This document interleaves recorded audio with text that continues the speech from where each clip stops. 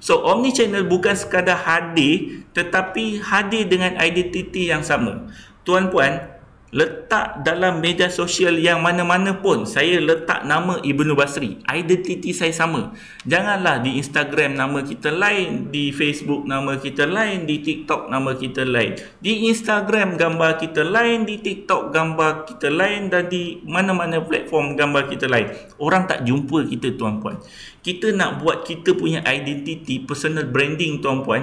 Jadi semua gambar-gambar kita yang berada di mana-mana platform media sosial, tak kisah TikTok, Instagram, Facebook, mestilah sama. Sama tuan-puan? Sama.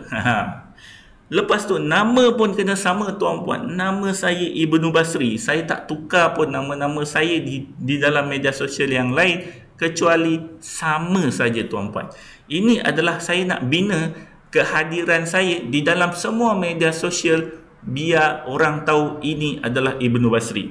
So dalam media sosial TikTok, Facebook, Instagram ataupun apa-apa, dan semua yang kita hidup dalam media sosial yang banyak ataupun omnichannel, kita kena ada identiti yang sama, muka yang sama, nama pun yang sama.